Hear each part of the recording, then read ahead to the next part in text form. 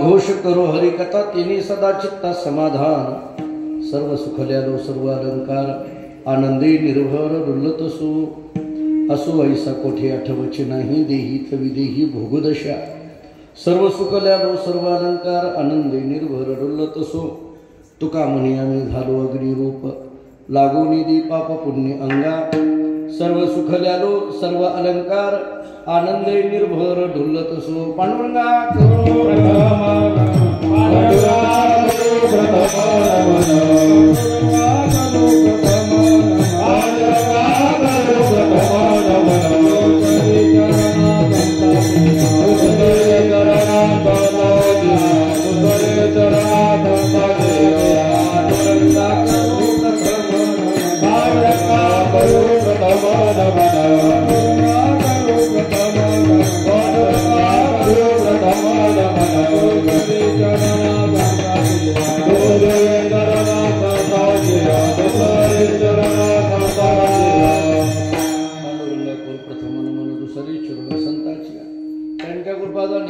विस्तारो बाबाजी सद्गुरुदास तुका मस्तक हे पायावरी या वारेकरी संताची जिने पंढरी सारिखाची आपुला धामणगाव केला वैकुंठाधिपती श्री विठ्ठल सखा सोयरा जोडीला जो का भक्त विरक्त भूतळवटी विख्यात हा बोधला त्या श्री संत सद्गुरु मानकोजी चरणी साष्टांग मी घातला विढाला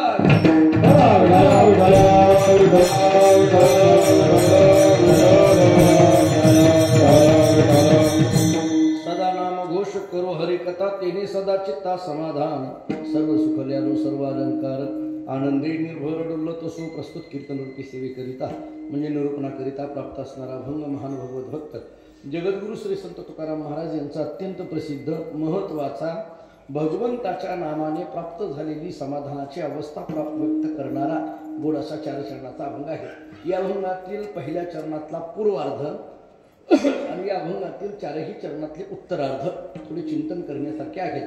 सदा नाम घोष करू हरिकथा त्यानं परिणाम काय झाला तेने सदा चित्ता समाधान। दुसरा परिणाम काय झाला महाराज सांगतात आनंदे निर्भर डुल्लतसो। तिसरा परिणाम काय झाला देहीच विदेही भोगदशा आणि चौथा परिणाम काय झाला लागो नेदू पाप पुण्य अंगा। थोडक्यात आपल्याला असा विचार करता येईल सदा तेने सदा चित्ता समाधान व्हायचं असेल तर काय करावं लागेल सदा नामघोष करू हरिकथा। आनंदी निर्भर डुल्लतसो या स्थितीपर्यंत जायचं असेल तर काय करावं लागेल सदा नामघोष करू हरिकथा।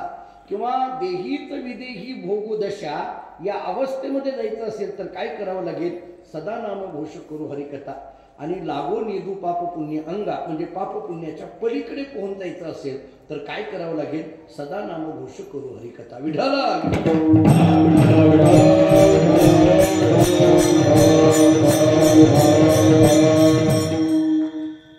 पवित्र भूमी वैजू बाबळगाव या नगरीमध्ये भगवंताच्या कृपेने साधू संतांच्या आशीर्वादाने हा अखंड हरिनाम सप्ताह या ठिकाणी संपन्न होतो आहे। आपल्याकडे ज्या काही परंपरा चालत आल्या त्याच्यामध्ये श्री संत घोणे बाबांची ही असणारी परंपरा आणि नारळी सप्ताह प्रत्येक वर्षी एखाद्या गावाला असावा ही जी घालून गेलेली परंपरा आहे त्या परंपरेनुसार यावर्षी हा उत्सव या ठिकाणी संपन्न होतो आहे। या परंपरेचे आध्वर्यू माझं श्रद्धास्थान आदरणीय हरिभक्तीपरायण पूज्य श्री माऊली महाराज यांच्या नेतृत्वामध्ये आणि समस्त ग्रामस्थांच्या भजनी मंडळाच्या सहकार्याने सुरू असणारा हा सप्ताह याच्यामध्ये परमभाग्याने प्राप्त झालेली ही कीर्तनाची सेवा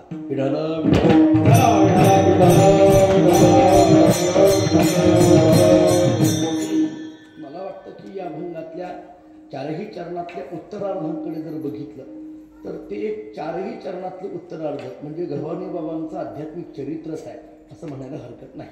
तेने सदा चित्ता समाधान या स्थितीमध्ये बाबा होते।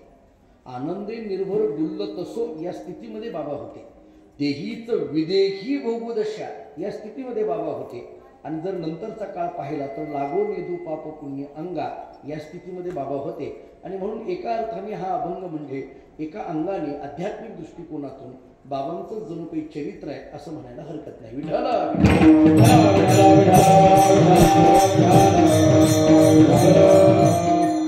काही वारकरी संप्रदायाच्या परंपरा चालत आल्या त्याच्यामध्ये श्री संत तनपुरे महाराजांची परंपरा गव्हाणे बाबांची परंपरा या परंपरेचं एक वैशिष्ट्य आहे। मी सगळ्याच परंपरा जरी महत्त्वाच्या असल्या तर या परंपरेचं एक वैशिष्ट्य काय आहे की यांनी समाजामध्ये मिसळून सामाजिक भान ठेवून परमार्थ केला, असं या सामाजिक परंपरेचं वैशिष्ट्य आहे. मी थोडंसं त्याच्या पुढे जाऊन बोलतो. समाज या शब्दामध्ये स हे अक्षर खूप महत्वाचं आहे. स हे अक्षर खूप महत्वाचं आहे. थोडं स्पष्टच बोलायचं झालं तर समाजातला स हे अक्षर निघून गेलं तर खाली काय राहतं हे आपल्या सगळ्यांना माहीत आहे. आणि म्हणून स हे अक्षर खूप महत्वाचं आहे. हे स कशाचं आहे मी 4 मुद्दे सांगतो. समाजातला स हे अक्षर संस्काराचं आहे. समाजातलं स हे अक्षर सात्विकतेचं आहे. समाजातलं स हे अक्षर सहनशीलतेचं आहे. आणि समाजातलं स हे अक्षर समन्वयाचं आहे. आणि म्हणून समाजातला स हा संस्काराच्या, सात्विकतेच्या, सहनशीलतेच्या आणि समन्वयाच्या माध्यमातून आहे. संत तनपुरे बाबा असतील, गव्हाणे बाबा असतील यांनी काय केलं तर समाजातला स टिकविण्याचं काम केलं. या वारकरी संप्रदायाच्या माध्यमातून त्यांची कीर्तनाची जी पद्धत आहे, जरी गाडगे संप्रदायाचा विचार त्या कीर्तनाच्या माध्यमातून येत असला तरी तो सुद्धा विचार समाजाच्या माध्यमातून समाजामध्ये मिसळून वारकरी संप्रदायाचं तत्वज्ञान हे फार मोठं कठीण न करता समाजाला कळेल अशा भाषेमध्ये बोलून जरा थोडं पुढं बोलतो. या बाबांच्या परंपरेने काय केलं तर वेदांत सांगण्यापेक्षा वेदांत जगायला शिकविलं. विठ्ठल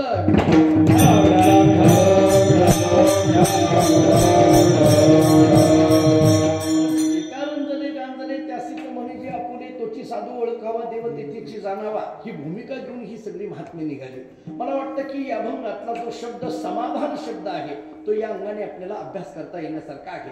या अभंगामध्ये सगळ्यात महत्वाचा तुमच्या माझ्यासह अत्यंत आवडता आणि महत्वाचा शब्द आहे म्हणजे समाधान. सदा नाम घोष करू हरिकथा तेने सदा चित्ता समाधान.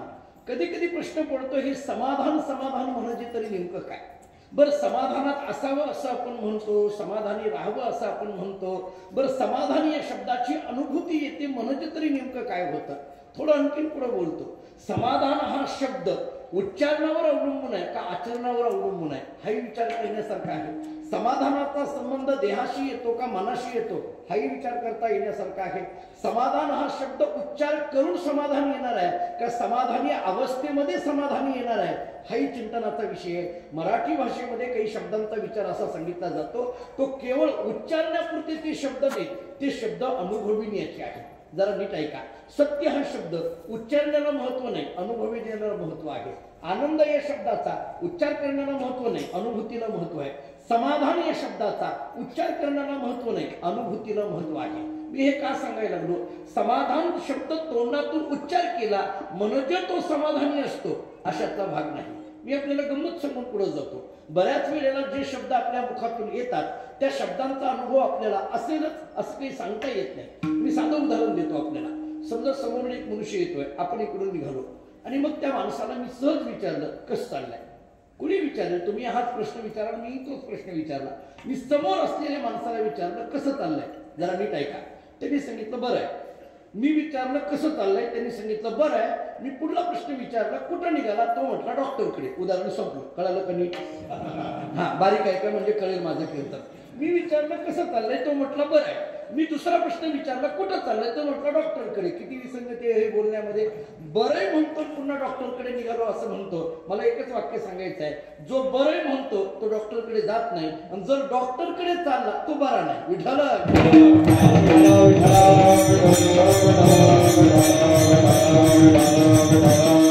मराठीमध्ये या शब्दांच्या अनुभूतीला महत्व आहे. तसा समाधान हा शब्द अनुभूतीचा आहे. थोडा विचार करा की हे समाधान येतं म्हणजे तरी नेमकं काय.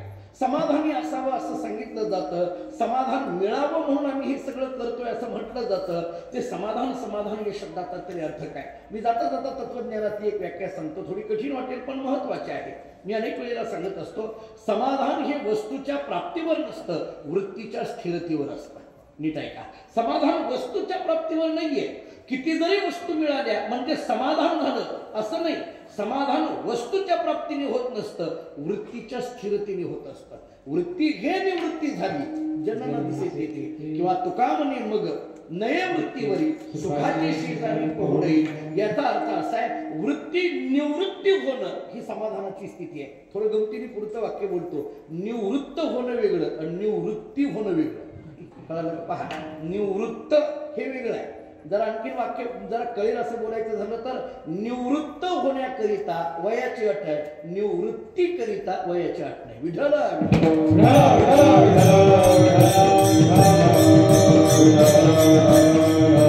निवृत्त होण्याकरिता वयाची अट आहे, किंवा ज्याला इंग्रजीमध्ये रिटायरमेंट असं म्हटलं जातं, किंवा त्याला आपण निवृत्त समारंभ, त्याचा जो सेवानिवृत्त समारंभ आपण साजरा करतो.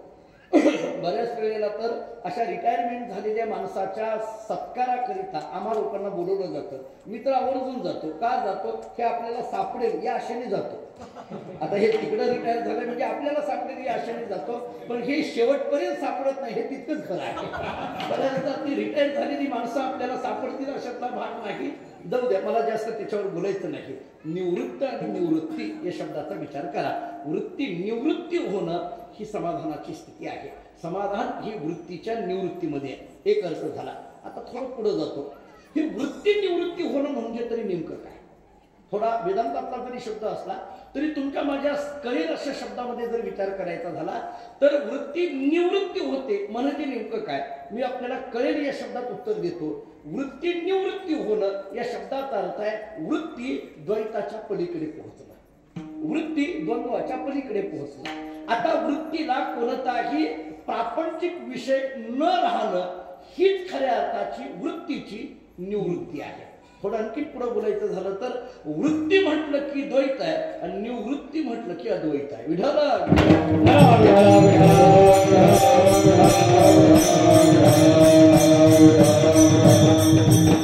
वेदांतामध्ये वृत्ती ज्ञान आणि स्वरूप ज्ञान असं म्हटलं जातं. वृत्ती ज्ञान म्हणजे काय? जे बदलणारं ज्ञान आहे त्याला वृत्ती ज्ञान म्हणायचं, आणि जे बदलतच नाही त्याला स्वरूप ज्ञान म्हणायचं. एका वाक्यात उत्तर देता येण्यासारखं आहे आपल्याला. आणि म्हणून वृत्ती निवृत्ती होणं या शब्दाचा अर्थ आहे अद्वैत स्थितीमध्ये जाणं. अद्वैत स्थिती जाणं या शब्दाचा अर्थ आहे द्वैताच्या पलीकडे पोहोचणं. आता नीट ऐका. जोपर्यंत द्वैत आहे तोपर्यंत समाधानाची स्थिती नाही. द्वैत ज्या क्षणी निवृत्त होतं त्या क्षणी समाधानाची स्थिती आहे. कारण तिथं वृत्ती निवृत्ती झालेली असते ना, आणि वृत्ती निवृत्ती होणं ही समाधानाची स्थिती असेल तर याचा अर्थ द्वैताच्या पलीकडे पोहोचणं. आता प्रश्न पडतो, हे द्वैताच्या पलीकडे पोहोचणं म्हणजे तरी नेमकं काय? हे द्वैताच्या पलीकडे आपण पोहोचतो म्हणजे नेमकं काय पोहोचतं? मन हे द्वैताच्या पलीकडे पोहोचणं, किंवा चित्त हे द्वैताच्या पलीकडे पोहोचणं.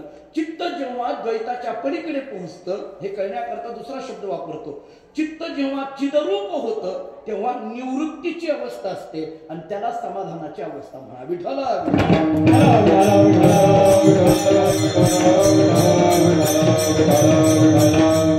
कारण चित्त चिदरूप होणं. आता हे चित्त चिदरूप होणं म्हणजे तरी नेमकं काय? गुरुवारी भाऊ आम्हाला पाठामध्ये असताना एक फार गोड ओवी सांगायची.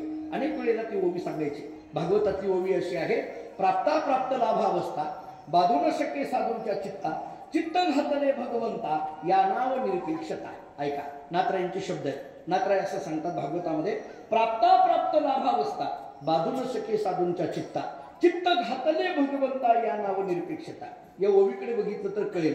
प्राप्त आणि अप्राप्त अशी कोणतीही लाभाची अवस्था ज्यांच्या चित्ताला स्पर्श करत नाही ते चित्त म्हणजे साधूंचं चित्त आहे, किंवा ती स्थिती म्हणजे साधूची स्थिती आहे. आता थोडं पुढे बघा की साधूंच्या चित्ताला प्राप्त आणि अप्राप्तीची लाभाची अवस्था पोहोचत नाही. का पोहोचत नाही हो? कारण प्राप्त म्हटलं की सुख आहे आणि अप्राप्त म्हटलं की दुःख आहे. वस्तू प्राप्त झाली की सुख आहे आणि वस्तू अप्राप्त झाली की दुःख आहे. थोडक्यात प्राप्त आणि अप्राप्तीची अवस्था साधूच्या चित्ताला पोहोचत नाही. याचा अर्थ सुख आणि दुःख याच्या पलीकडे तो साधू पोहोचलेला असतो. तरी प्रश्न पडतो, हे साधूच्या चित्ताला ही अवस्था का स्पर्श करत नाही? याचं उत्तर नाथरायांनीच असं दिलंय, चित्त घातले भगवंता या नाव निरपेक्षता. आता ते चित्त चित्त म्हणून राहिलेलं नाहीये, चिदरूप झालं. थोडक्यात आता हे चित्त द्वैताच्या पलीकडे पोहोचलं, सुख दुःखाच्या पलीकडे पोहोचलं, आणि सुख दुःखाच्या पलीकडे पोहोचणं याला तर द्वंद्वरहित म्हणा आणि याला समाधानाची अवस्था म्हणा.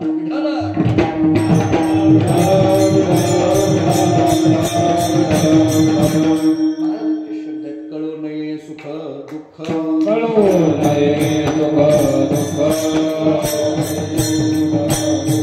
कळू नये सुख दुःख, हरपली सुख हरपली सुख, हरपली सुख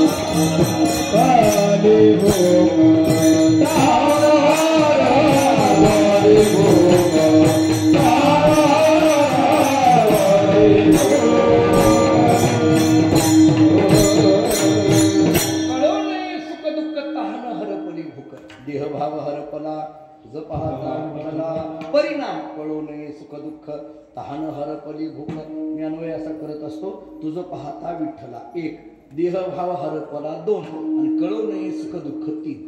अशी प्रक्रिया करा. म्हणजे अगोदर भगवंताला पाहिल्याबरोबर देहाची आसक्ती संपली आणि देहाची आसक्ती संपल्यामुळे सुखदुःखाच्या पलीकडे पोहोचलो.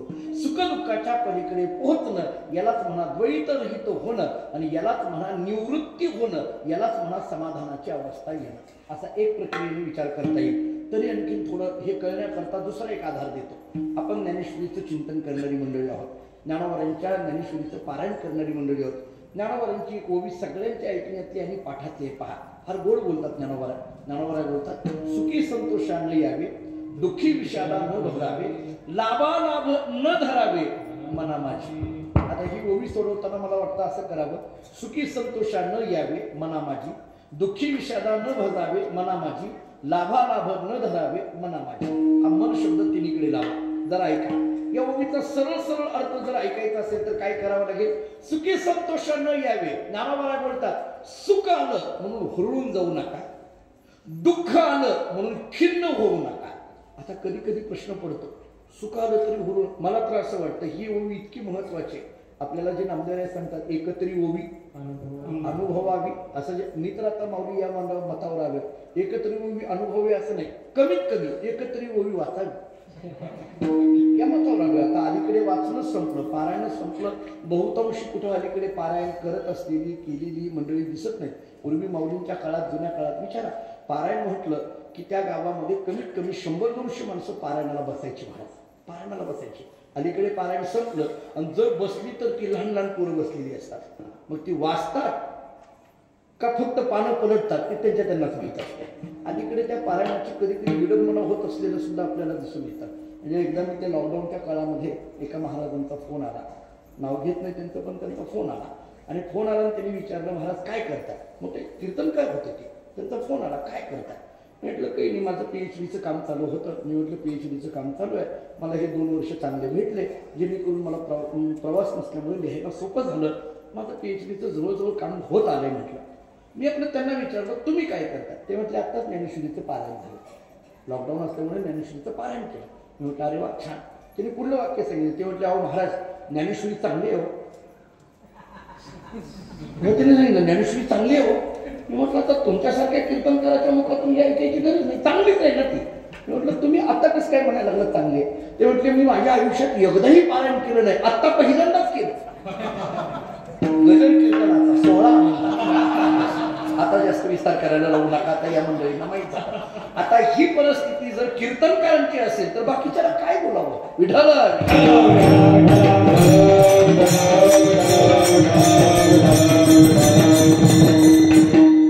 डोळ्यासमोर घ्या. आपण सगळी जुनी जाणती मंडळी आहात आणि आदरणीय मंडळी आहात. मला या ओवीकडे जरा पाहिलं तर आपल्या लक्षात येईल, सुखी संतोषा न यावे, दुःखी विषादा न भजावे, लाभालाभ न धरावे मना माझी. मी थोडं विकल्पाने बोलतो, थोडे प्रश्न उपस्थित करून बोलतो.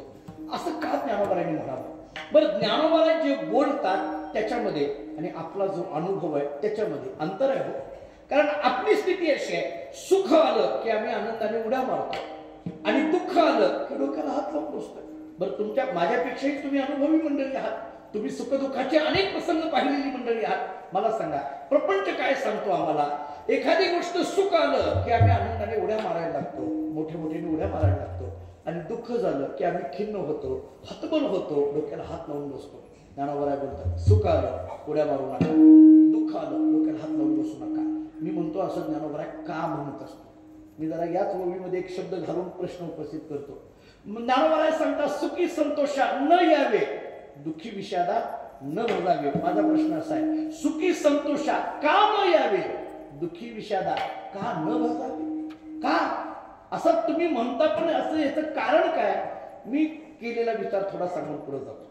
ज्ञानोबा आपल्याला असं सांगत असतील, सुख आलं तरी हुरून जाऊ नका आणि दुःख आलं तरी डोक्याला हात लावून बसू नका. मुळात सुख आणि दुःख म्हणायचं कशाला? इथून सुरुवात करा. कशाला म्हणायचं? खरं तर मी म्हटलं की माझं भाग्य आहे की आज आपण खूप जाणती मंडळी माझ्या समोर आहात. स्वतः पूजनीय माऊली माझ्या समोर आहे. सुखदुःखाचे अनेक प्रसंग तुम्ही पाहिलेली मंडळी आहात.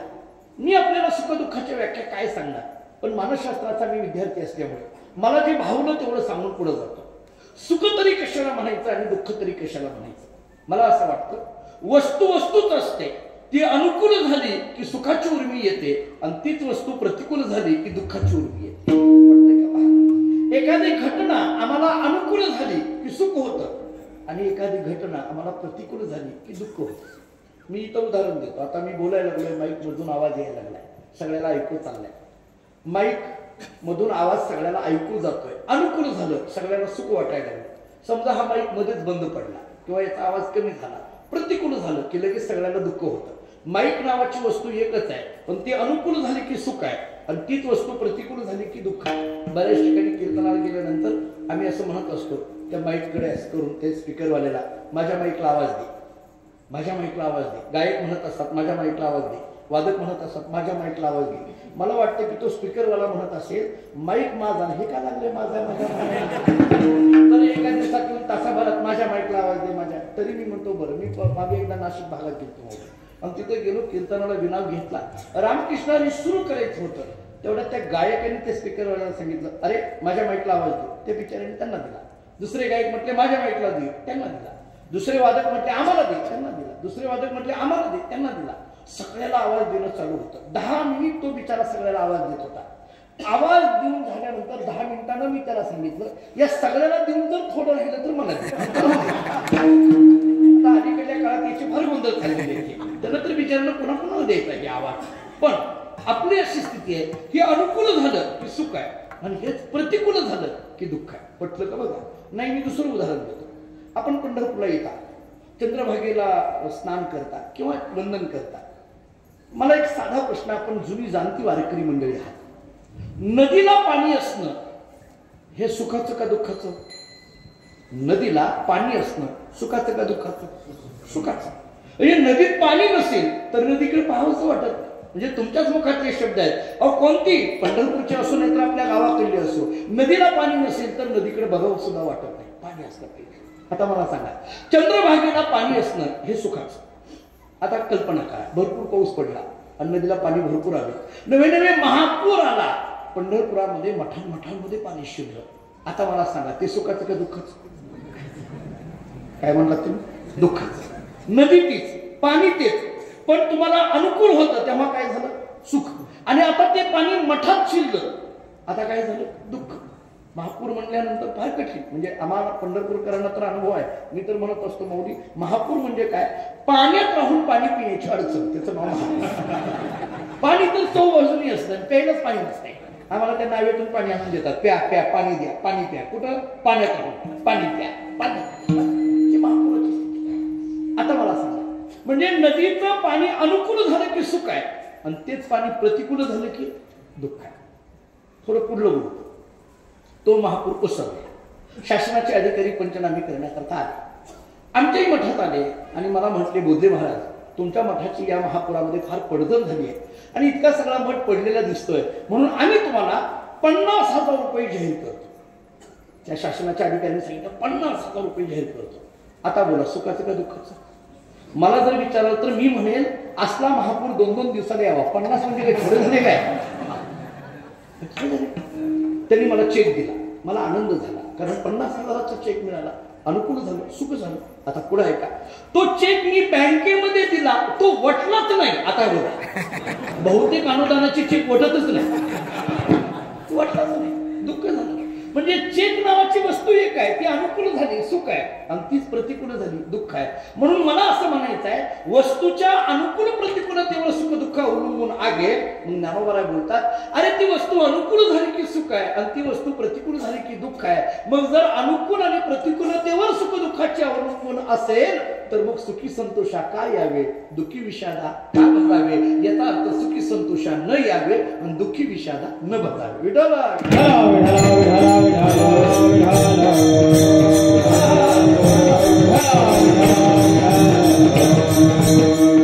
एक विचार माझा झाला, म्हटलं का बघा, मी हे एवढं का सांगायला लागलं, कारण सुख दुःख हे द्वैत आहे आणि या द्वैताच्या पलीकडे पोहोचणं ही स्थिती निवृत्तीची आहे आणि याला समाधानाची स्थिती म्हणा. मला तिथं पोहोचायचं, तिने सदा चित्ता समाधान. मला इथं पोहोचायचं आहे. मी एक विचार आपल्याला सांगितला, सुख आणि दुःख हे वस्तूच्या अनुकूल प्रतिकूलतेवर असल्यामुळे त्याच्यापासून सुख झालं तरी हुरळून जाऊ नका आणि दुःख झालं तरी डोक्याला हात लावू नका, असं ज्ञानोबा आम्हाला सांगायला लागले. सुखी संतोषा न यावे, दुःखी विषादा न जावे. समजा हे फारसं नाही पटलं, युक्तिवादातून नाही पटलं, तर मी तुम्हाला एक दुसरा दाखला देतो. रामायणाचा एक थोडासा दाखला देतो. रामायणामध्ये फार गोड प्रसंग या सुख दुःखाच्या संबंधाने आहे. प्रसंग माहीत आहे, फक्त मला तो थोडा मांडणं गरजेचं आहे. प्रभू रामचंद्र वनवासाला निघाले. पहिली भेट घेतली ती कौशल्याची आणि कौशल्या मातेला सांगितलं, आई मी निघालो. अरे कुठे निघाला? उद्या तुझा राज्याभिषेक आहे. तू कुठे निघाला? प्रभू रामचंद्रांनी सांगितलं, आई उद्या राज्याभिषेक माझा नाही, भरताचा आहे. हे सगळं राज्य माझ्या वडिलांनी भरताला दिले. हे कौशल्याला माहित नाही. ऐका, हे कौशल्याला माहित नाही. म्हणजे कैकेयीच्या, हे झालंय कुठं? कैकेयीच्या महालात. म्हणजे रामाला वनवास आणि भरताला राज्य कुणी मागितलं? कैकेयी. दशरथाला कुठं? तिच्या महालामध्ये. पण कौशल्याला हे माहित नाही. नीट ऐका, खरं तर कौशल्या त्यावेळेस होती कुठं? जवळच, पण पलीकडे झालं नाही. कैकेयीच्या महालामध्ये काय घडलंय हे त्याच्या जवळ असलेल्या कौशल्याला माहित नाही. नीट ऐका, कैकेयीच्या महालात काय घडलं हे शेजारी असलेल्या कौशल्याला माहित नाही. याचा अर्थ सांगू, जिला आपल्या शेजारी काय घडतंय हे जिला माहित नाही तिचं नाव कौशल्य. आपल्या शेजारी काय घडतंय हे सुद्धा जिला माहित नाही तिचं नाव कौशल्य. समजा हे नाही वाक्य लवकर लक्षात आलं तर दुसरं वाक्य सांगतो. अख्ख्या गावात कुठं कुठं काय काय होतं हे जिला माहिती तिचं नाव मंथरा. आता मला माहित होतं मंथरा तिला माहिती, सगळं तिला माहित असतं, कुठं काय घडलं काय नाही काय नाही काय. आपल्या गावात एकही मंथरा नाही. मला माघारी जायचं आहे, तिथं सगळे कौशल्य. मी आमच्याकडल्या सांगतो, तुमच्याकडल्या सांगेल, पण तिकडं गेलो तिकडं नाही. आणि तिकडलं इकडं इकडलं तिकडं जे करतात त्याचं नाव महाराज. बाकी काय असतं महाराज सांग. आता बारीक आहे, किती कौशल्य किती व्यापक आहे तिला माहित नाही. मला आणखीन एका वाक्याने कौशल्य सांगायची. कौशल्याने विचारलं, अरे का नाही? माझा उद्या राज्याभिषेक नाही, भरताचा आहे. आता ती आईच आहे. तिला लगेच पुढलं वाक्य विचारलं की ठीक आहे, आता हे भरताला राज्य हो. ती खिन्न झाली, कौशल्या खिन्न झाली. आपल्या मुलाला राज्य मिळणार होतं आणि हे भरताला दिलं. एक क्षणभर ती दुःखी झाली, पण दुसऱ्या क्षणामध्ये तिनं ती दुःख बाजूला टाकलं आणि पुढचा प्रश्न विचारला, रामा तुझ्या वाट्याला काय आले? तुझ्या वाट्याला काय आले? मी जेव्हा हे कौशल्याच्या मुखातलं वाक्य वाचतो तेव्हा मला आश्चर्य वाटतं. माझ्या मुलाला राज्याभिषेक होणार नाही या एका वाक्याने दुःखी झालेली कौशल्या ते दुःख क्षणात बाजूला काढते आणि पुढचा प्रश्न विचारते, तुझ्या वाट्याला काय आलंय? म्हणजे आपल्या जीवनात आलेलं दुःख, ते दुःख न कवटाळता त्याला बाजूला टाकावं आणि पुढल्या प्रवासाला लागावं. हे ज्या चरित्राने जगाला शिकविलं ते चरित्र कौशल्याचं आहे. ते कौशल्य कवटाळून बसायचं नाही, दुःखाला सोडून टाकायचं. रामचंद्र प्रभूंनी सांगितलं, आई माझ्या वडिलांचं माझ्यावर फार प्रेम आहे. अरे कसलं प्रेम? सगळं तर अयोध्येचं राज्य भरताला दिलं ना. आता पुढे ऐका, प्रभू रामचंद्रांनी सांगितलं, आई माझ्या वडिलांचं माझ्यावर एवढं प्रेम आहे, मर्यादित असलेलं अयोध्येचं राज्य भरताला दिलं. मर्यादित असलेलं अयोध्येचं राज्य भरताला दिलं. अमर्याद असलेलं वनाचं राज्य मला दिलं. वनवासाला वनाचं राज्य हे म्हणण्याकरता रामच पाहिजे, बाकीच्याला दृष्टी नाही द्यायला, त्याला रामच पाहिजे. म्हणून तर दृष्टिकोनात बदल घडला पाहिजे. त्या पंडित दवाजोगांची जी पुस्तकं आहेत वेदांतशास्त्रावरची, बापटशास्त्री आणि दवाजोगांची, तेव्हा त्या दवाजोगांनी एके ठिकाणी मोक्षाची व्याख्याच लिहिताना अशी लिहिली आहे, दृष्टिकोनात होणारा बदल त्याचं नाव मोक्ष. विठ्ठल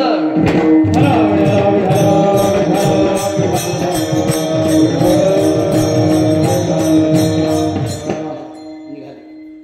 प्रभू रामचंद्र पुढे निघतात, दर्शन घेतात, परवानगी घेतात, पुढे. आता ते मोठं प्रकरण आहे, मला जास्त वेळ घ्यायची नाही. पुढे गेले, सीतेची गाठ पडली. सीतेला सांगितलं, सीते मी निघालो. म्हणले कुठे निघाला? म्हटले 14 वर्ष वनवासाला निघालो. ते म्हणलं ठीक आहे निघालात, पण काय मला काय विचारायला लागला? नाही म्हणते तुला सांगून जावं, परवानगी घ्यावी म्हणून आलो. सीतामाईनी हे ऐकल्यानंतर सीतामाईनी प्रभू रामचंद्रांना विचारलं, तुम्ही माझी परवानगी घेण्याकरता ना? हो. सीतामाईंनी सांगितलं, प्रभू बहुतेक तुम्ही वेदांताचा अभ्यास कमी केलाय, तुम्हाला वेदांताचा अभ्यास कमी आहे काय? हे म्हणण्याकरता वेदांताचा अभ्यास लागतो बरं अगोदर. पण आता आम्हाला आमच्या बायका एवढंच म्हणतात, तुम्हाला डोकं जरा कमी आहे, एवढं ऐकूनच आम्ही पिशवी घेऊन निघतो. आमच्या बायका वेदांताचं सांग, कारण आम्हालाही माहित नाही त्यालाही माहित नाही. कशाचं तिने विचारलं, तुम्हाला वेदांताचा अभ्यास कमी आहे? म्हणले का? ऐका, सीतामाईंनी सांगितलं, हे पहा प्रभू, तुम्ही माझी परवानगी घेता, परंतु वेदांत शास्त्राचा नियम असा आहे, परवानगी करिता भिन्नता लागते, अभिन्नतेमध्ये परवानगी नसते.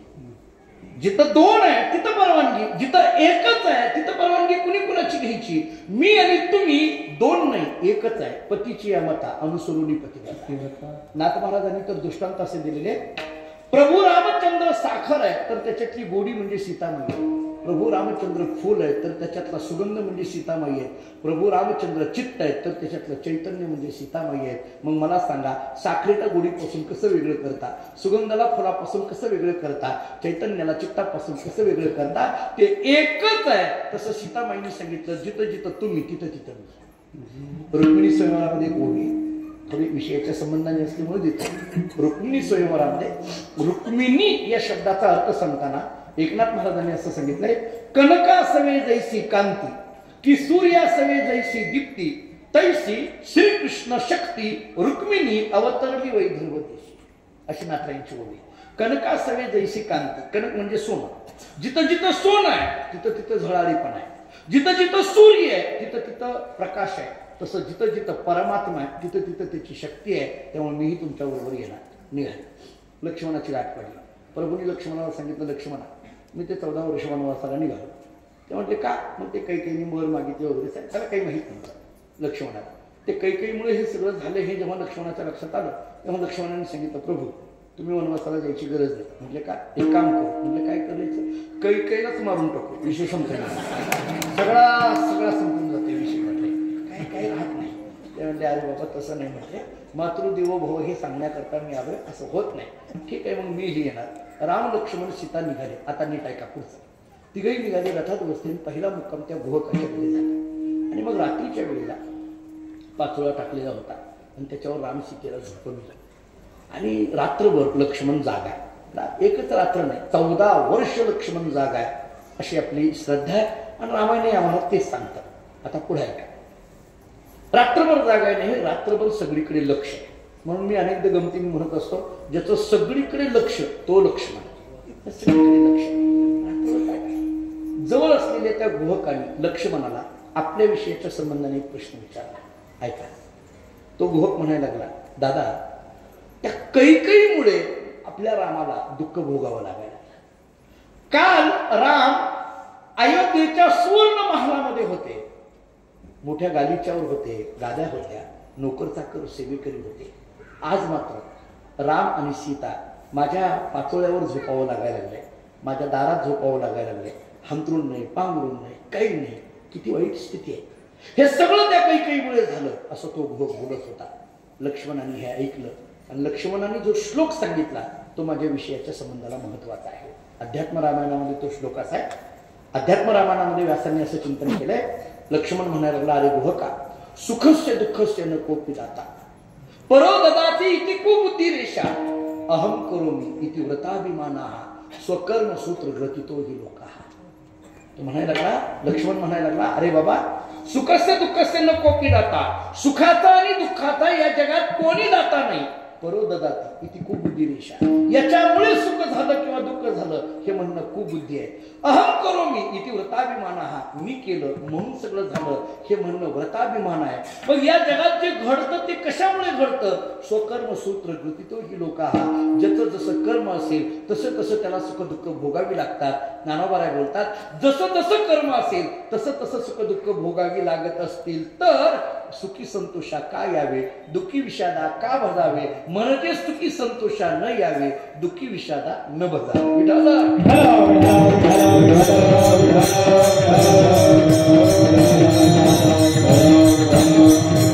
आपल्याला असा एक विचार करता येईल, थोडक्यात या सुख दुःखाच्या पलीकडे पोहोचणं ही निवृत्तीची स्थिती आहे आणि यालाच म्हणा समाधानाची स्थिती. पटलं का? पहा, मी 2 पद्धतीने पटवून दिलं. आठवत आहे का? मी पुन्हा एकदा सांगतो.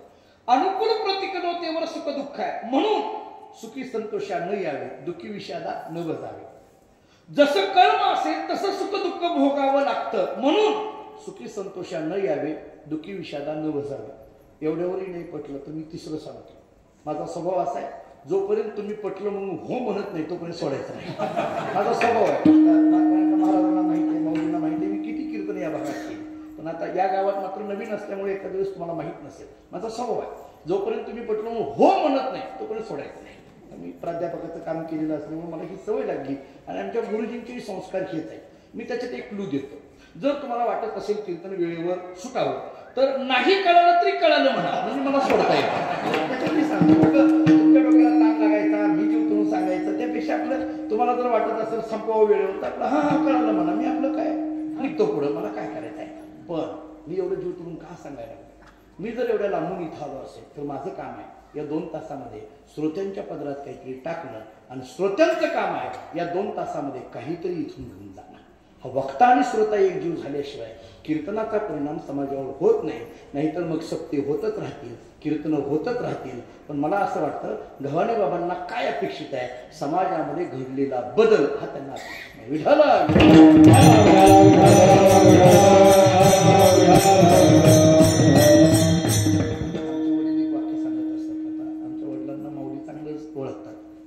असं सांगत असतात, सप्ताह केल्याची खून एकतरी जावा अवगुण.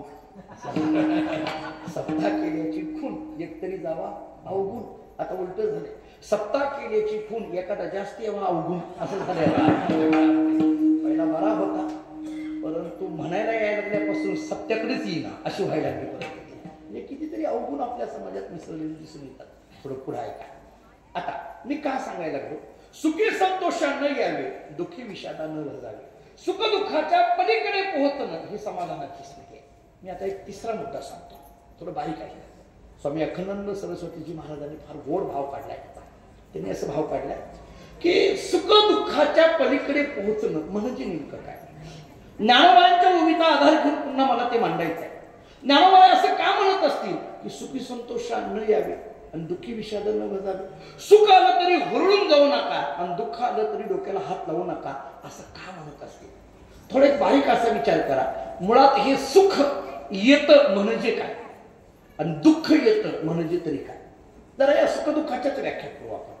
सुख, माझं जीवन सुखी झालं याचा अर्थ नेमकं काय, आणि माझं जीवन दुःखी झालं याचा तरी अर्थ नेमकं काय. मी तुम्हाला एक साधं तुमच्याच रोजच्या मुखातलं उदाहरण देऊन पुढे जातो. एखाद्याला विचारलं, का म्हटले तुमच्या जीवनात फार सुख आहे, फार सुख आहे तुमच्या जीवनात. तुम्हाला घर नव्हतं, घर बांधलं. शेती नव्हती तुमच्याकडे, शेती घेतली. म्हणजे शेती घेतली, सुखाचं आहे. घर बांधलं, सुख झालं. दारात गाडी नव्हती, गाडी मिळाली. लग्न होत नव्हतं, लग्न झालं. हे तर जास्त सुखाचं आहे. अलीकडल्या काळात तर फारच सुखाचं आहे. लग्न होत नव्हतं, लग्न झालं. मुलं होत नव्हती, मुलगा झाला. चांगला.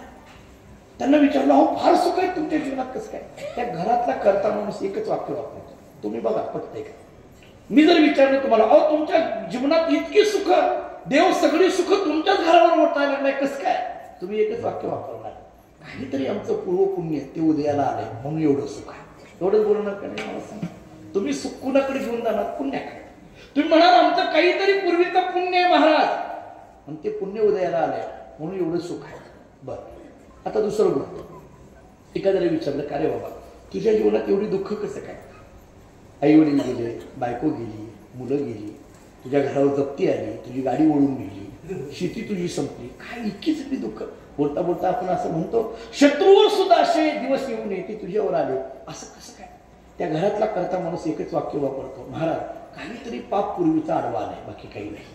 म्हणजे दुःख झालं की तुम्ही कुणीकडे ढकलता, पापाकडे, आणि सुख झालं की कुणीकडे ढकलता, पुण्याकडे. आता बारीक आहे का पुढचं. म्हणजे सुख नावाचा जो आविर्भाव आमच्या जीवनात होतो तो कशाचा परिणाम आहे, पुण्याचा. आणि दुःख नावाचा जो आविर्भाव आमच्या जीवनात होतो तो कशाचा परिणाम आहे, पापाचा. एक शास्त्राचा नियम सोपा असा आहे, साध्य प्राप्त झालं की साधन संपून जातं. नियम शास्त्राचा, साध्य प्राप्त झालं की साधन संपून जातं.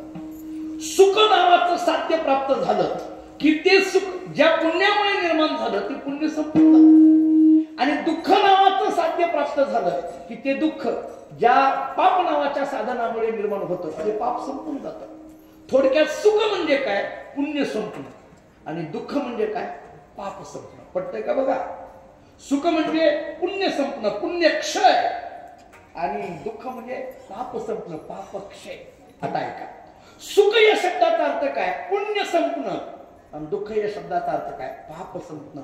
ज्ञानोबा बोलतात, अरे बाबा सुख म्हणजे काय? पुण्य संपणं ना. मग ज्ञानोबा बोलतात, सुख या शब्दाचा अर्थ जर पुण्याचा नाश असा असेल तर सुखी संतोषा काय यावे? पुण्य गेलो ना तुझं, संपलं ना. सुखी संतोषा काय यावे? आणि दुःख या शब्दाचा अर्थ पापाचा नाश असा असेल, पाप संपणं म्हणजे दुःख असं असेल तर दुःखी विषयाला का बजावे? याचा अर्थ पुण्य क्षय होतं आणि पाप क्षय होतं, म्हणून सुखी संतोषा न यावे आणि दुःखी विषयाला न बजावे.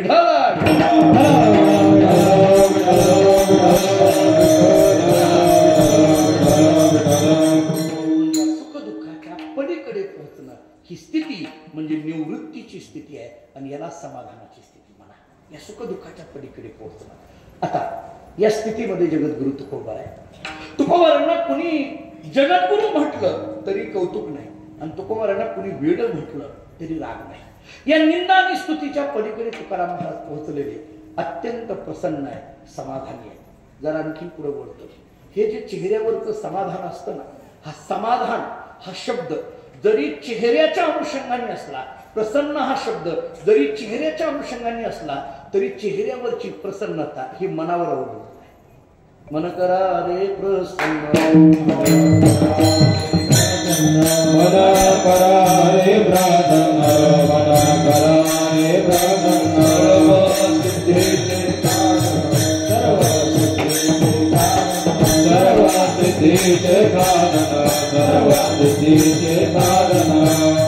मोक्ष अथवा बंधन, मोक्ष अथवा बंधन, मोक्ष अथवा बंधन, मोक्ष अथवा बंधन. सुख समाधान इच्छाते, सुख समाधान इच्छाते, सुख समाधान इच्छाते, सुख समाधान इच्छाते. मन करा रे प्रसन्न, करा रे प्रसन्न, मन करा रे प्रसन्न, मन करा रे प्रसन्न, मन करा रे प्रसन्न, मन करा रे प्रसन्न, मन करा रे प्रसन्न, मन करा रे प्रसन्न.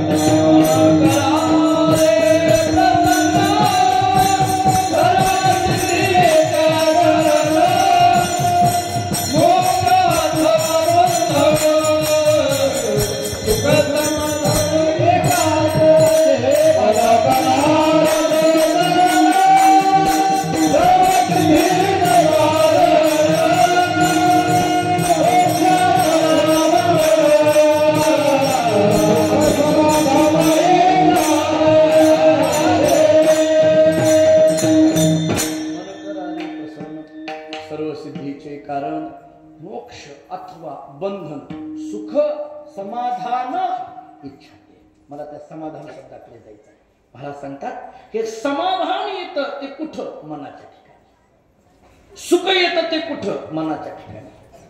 प्रसन्नता येते ते कुठं? मनाच्या ठिकाणी. मोक्ष आणि बंधन तरी कुठं आहे? मनाच्या ठिकाणी. मन एव मनुष्याना कारण बंध मोक्ष कित्येक पद्धतीने आपल्याला समजावून देता येईल. आणि म्हणून मन समाधानी तर जीवन समाधानी. जगद्गुरु तुकोबारांचं मनच प्रसन्न आहे, मनच आनंदी आहे, मनच निर्विकार झालेलं आहे. जरा पुढे बोलतो, मन हे चांगल्या स्थितीमध्ये आलेलं आहे. ते आता गंमत अशी आहे, एखादा मी विचारलं भरपूर श्रीमंत दिसतात, हे गाडी आहे, बंगला आहे, अमुक आहे, तमुक आहे, मोठी व्यक्ती दिसते, तुमच्या शेजारचीच आहे, मोठी आहे. ते शेजाऱ्यांनी सांगितलं महाराज सगळं आहे, मन कुठं चांगलं आहे. किती माणसं किती सहज बोलतात हो, किती बघा तुम्ही. म्हणजे एका वाक्यात त्याचा सगळा सातबाराच, काही नाही. परत त्यानं मागं वळून काय बघायचे, त्याच्या मागं कितीही लागू द्या उपाध्या, फक्त एवढंच सोडून द्यायचं, मन कुठं चांगलं आहे. किती म्हणतात. अहो हे जे आलेले आहेत ना, ह ब आहे, पपू आहे, वेदांताचार्य आहेत, अमुक आहे, तमुक आहे. फक्त टाळकरी एकच सोडायचं, मन कुठं चांगलं सब प्रकारे करतात. काय नाही त्याचं सगळं सगळं सगळं किती वाक्य कसे. एक माणूस असं गप बसलेला असायचा, कुठेही गेले की गप. कीर्तनात गेलं गप, लग्नात आमंत्रण. मी त्याच्या शेजारी विचारलं, हे नेहमी गप्प असतात कसं काय. मी सांगितलं महाराज तुम्हाला माहित नाही ते आतल्या गाठीत आहे. काय एका वाक्यात. मला तर वाटायला लागलं एखाद्या डॉक्टरला ₹1,00,000 द्यावे ही आतली गाठ शोधून काढावा लागतो. कुठं असते कसली छोटी आहे का मुख्य आहे एका वाक्यात.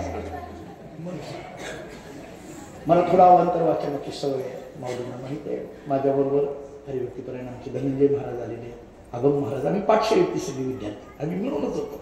भाऊंकडे शिकायला म्हणून होतो. त्यांना माहिती आहे मला थोडी अवांतर वाचनाची सवय आहे. ते गुरुदेव रानडेंच्या एका पुस्तकामध्ये एक वाक्य आहे, फार गोड वाक्य आहे. त्यांनी असं सांगितलंय, वैद्य हा चांगल्या मनाचा असावा. असं वाक्य आहे. वैद्य हा चांगल्या मनाचा असावा. वैद्य म्हणजे डॉक्टर हा चांगल्या मनाचा असावा. आता अलीकडल्या काळात खरंच आहे, डॉक्टर चांगल्या मनाचा असावा. आता मनाची वेळ आली आहे, डॉक्टर चांगल्या मनाचा असावा. त्या कोरोनापासून तर अवघड झाले आता काम. म्हणजे एखाद्या डॉक्टरकडे गेलो की ते आपल्याला भली मोठीच्या मोठी औषधाची यादी देतात आणि मग म्हणतात ही औषधं त्याच मेडिकलमध्ये घ्या, दुसऱ्या घेऊ नका. असं डॉक्टर लोक का म्हणतात मला माहित नाही. मला माहित आहे पण माहित नाही. आता विचार, माझ्या घरामध्ये 2 हॉस्पिटल आणि 4 डॉक्टर आहेत, पण मी माझंच कसं उघडं करू सगळं. म्हणून म्हटलं मला माहित नाही. मला या वाक्याला धरून थोडं पुढे बोलायचं. डॉक्टर हा चांगल्या मनाचा असावा. अहो असं का. आजची परिस्थिती अशी आहे, शिक्षक सुद्धा चांगल्या मनाचा असावा. आपण शाळेमध्ये सुद्धा आज परिस्थिती बघा, शिक्षक चांगल्या मनाचा असावा. पूर्वीच्या काळामध्ये शिक्षण नव्हतं पण संस्कार होते. शिक्षण नव्हतं, किती शिक्षण 4वी 7वी जुनी मॅट्रिक 11वी, पण संस्कार होते. आताच्या काळात शिक्षण खूप झालं, MBBS आहे, MA आहे, LLB आहे, अमुक आहे तमुक आहे, पण संस्कार राहिले. माझे वडील एक वाक्य खूप नेहमी सांगत असतात आम्हाला सगळ्या विद्यार्थ्यांना. ते आम्हाला असं म्हणत असतात, शिक्षण ही काळाची गरज आहे पण संस्कार ही जीवनाची गरज आहे. संस्कारमय शिक्षणाकरिता अशा उत्सवांची गरज आहे. याच्यातून संस्कारही शिक्षण आणि संस्कार. शिक्षक पूर्वी एखादी आई शाळेमध्ये जर गेली आणि ते शिपाई विचारायचा, मावशी कोणाला भेटायचं. ती म्हणायची शिक्षकांना भेटायचं. मग ते म्हणायचे कोणत्या शिक्षकांना. मग ती बाई म्हणायची इतिहासाच्या शिक्षकांना, मराठीच्या, गणिताच्या, इंग्रजीच्या. बघा त्या काळातल्या शिक्षकांची ओळख विषयाच्या नावाने असायची. किंवा आता तुम्ही जुनी मंडळी आहेत, गावातून जर एखादी गुरुजी निघाली तर चौकात उभा राहिलेली माणसं काय म्हणायची, बघा ते गुरुजी निघाले. कशाचे. गणिताचे. ते बघा मराठीचे. ते बघा इंग्रजीचे. त्या गुरुजींचं नाव माहीत नाही, त्या शिक्षकाचं नाव माहीत नाही, आडनाव माहीत नाही, जात तर अजिबात माहीत नाही, गाव माहीत नाही, काही नाही. ओळख कशाने असायची. विषयाच्या नावाने. आता पुढचं सांगू, एखादी आजची जर आई शाळेत गेली आज या काळामध्ये आणि जर शिपायाने विचारलं मावशी कुणाला भेटायचं आहे, ते म्हणते शिक्षकांना. कोणत्या शिक्षकांना. ते नाही का काँग्रेसचं काम कर. आता ते नाही का सेनेचं काम कर. आता मला असा प्रश्न पडतो, आजच्या शिक्षकाची ओळख जर पक्षाच्या नावाने होत असेल तर मी का म्हणू नये. शिक्षक सुद्धा चांगल्या मनाचा असावा, डॉक्टर चांगल्या मनाचा असावा, शिक्षक चांगल्या मनाचा असावा. थोडं पुढे बोलू, वकील सुद्धा चांगल्या मनाचा असावा. मी सोडलंय, माझ्याकडे बघू लागला, मी सोडून दिली आता वकील. भाऊनी मला करू दिली नाही, आमच्या सोडून द्यायला लावतो. वकील सुद्धा चांगल्या मनाचा असावा. आमच्याकडे कोर्टात गमतीने म्हणतात, एका बाप असलेल्या वकिलाने आपल्या मुलाला वकील केलं आणि मग मुलगा कोर्टात चालल्यानंतर बापाने विचार केला आपण आता कोर्टात द्यायची गरज नाही, पोरगं बघायला लागलं. एके दिवशी मुलगा पेढे घेऊन आला, वडिलांना द्यायला लागला. वडिलांनी विचारलं का रे बाबा काय पेढे घेऊन आला. तो म्हटला बाबा गेली 25 वर्ष जी केस तुम्हाला जिंकता आली नाही ती मी 2 महिन्यात निकाल लावलाय म्हणून ही पेढे घ्या. वडिलांनी काठी घेतली त्याच्या मागत नाही. तो म्हटला मला का मारायला लागला. ते म्हणते 25 वर्षात जिंकता आली नाही म्हणजे काय. हा बंगला कुठल्या केसवरचा आहे उदाहरण सांगतो.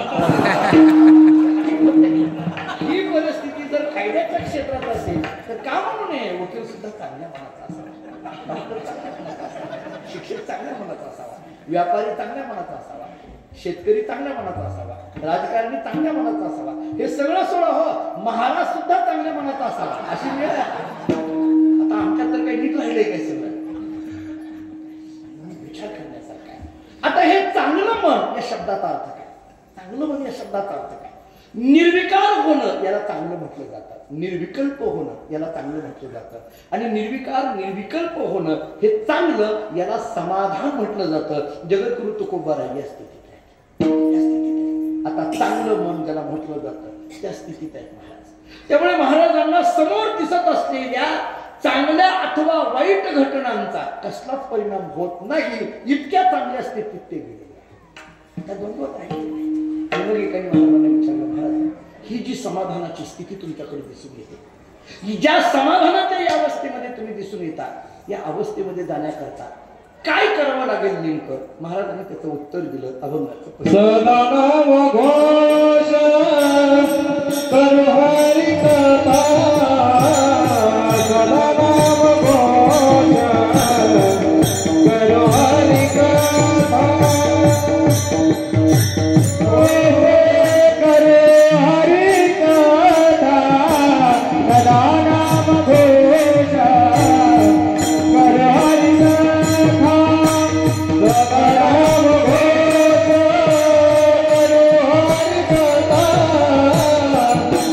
नाम घोष करो हरि कथा,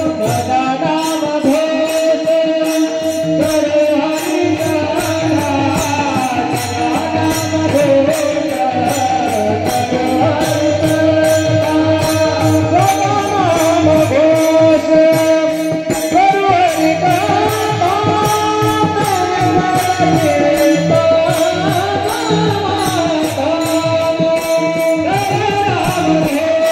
नाम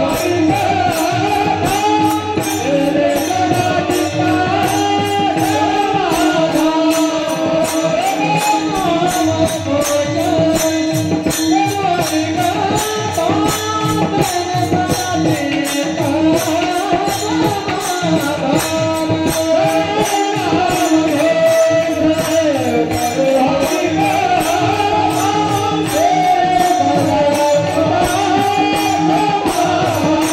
कथा, सदा नाम घोष करो हरि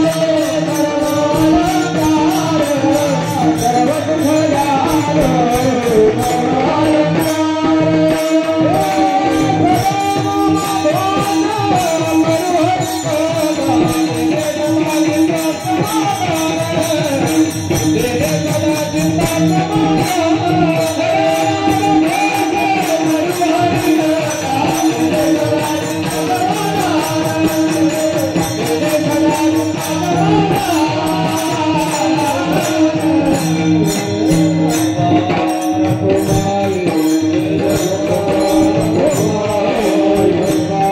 घोष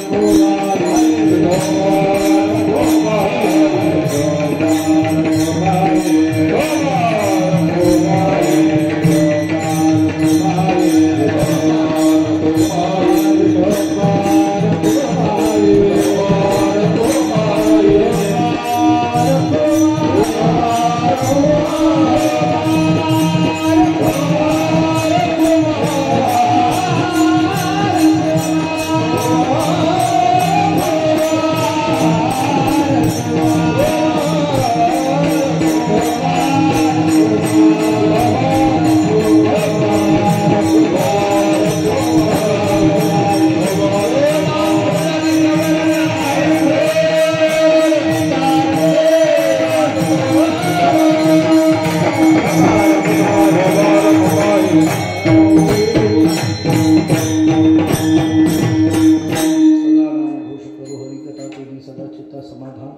सर्व सुख द्यालो सर्व अलंकार आनंदे निर्भर डुलत सो विठाला विठाला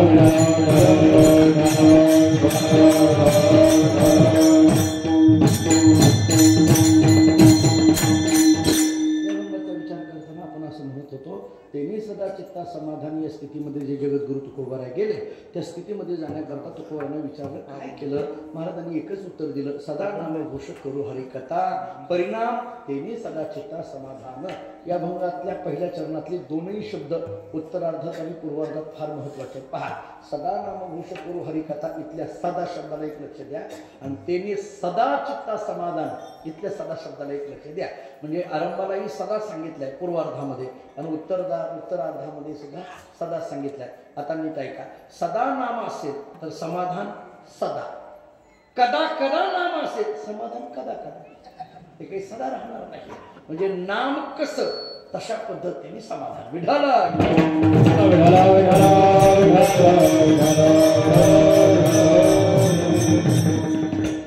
सदा या शब्दाचा अर्थ आहे सतत. गीता मला सांगते सततम कीर्तयन्तो मां यतन्तश्च दृढव्रताः नमस्सन्तश्च मां भक्त्या नित्ययुक्ता उपासते. सतत याचा अर्थ आहे अखंड. देवर्षी नारद मुनींनी भक्तिसूत्रामध्ये एक सूत्र सांगितलं आहे, अव्यावृत भजनात. भक्ती कशाला म्हणायचं, अव्यावृत भजनात म्हणजे अखंड नामचिंतन. महाराजांचे शब्द पांडुरंग ध्यानी पांडुरंग मनी जागृती स्वप्नी पांडुरंग किंवा माझी मज झाली नामाचा घेतला. अखंड नामचिंतनामध्ये असणं ही स्थिती सदा अखंड. वैकुंठ जगन्नाथांना पवार एक वाक्य सांगायचे. जगन्नाथांना आता अण्णांची कीर्तनं तुम्ही पुष्कळ ऐकतो. आम्हाला प्रत्यक्ष फार ऐकायला मिळाली नाही अण्णांची कीर्तनं आमच्या वयाच्या ह्याच्यामुळे. थोडंफार शेवटी ऐकायला मिळालं. पण अलीकडे जे युट्यूबला आम्ही त्यांचं थोडंफार ऐकतो. युट्यूबला थोडंफार ऐकतो म्हणण्यापेक्षा युट्यूबला जी थोडंफार ऐकण्यासारखं आहे आताच्या काळात. आता अलीकडे युट्यूबला काय परिस्थिती आहे आपल्याला सगळ्याला माहिती आहे. काही युट्यूबला ते कीर्तनाचे थंबनेल लिहिलेले असतात. एका ठिकाणी लिहितो तडका कीर्तन. आता हे कसलं असतं तडका कीर्तन. एका ठिकाणी महाराज इतकी गोड चाल म्हटली होती, आपल्या संस्थेचेच होते आणि त्यांच्या चालीवरती थंबनेल लिहिलं होतं भयानक चाल. आता काय आता म्हणजे ऐकावी का नाही ऐकावी असं कसे काही लिहिले असतात.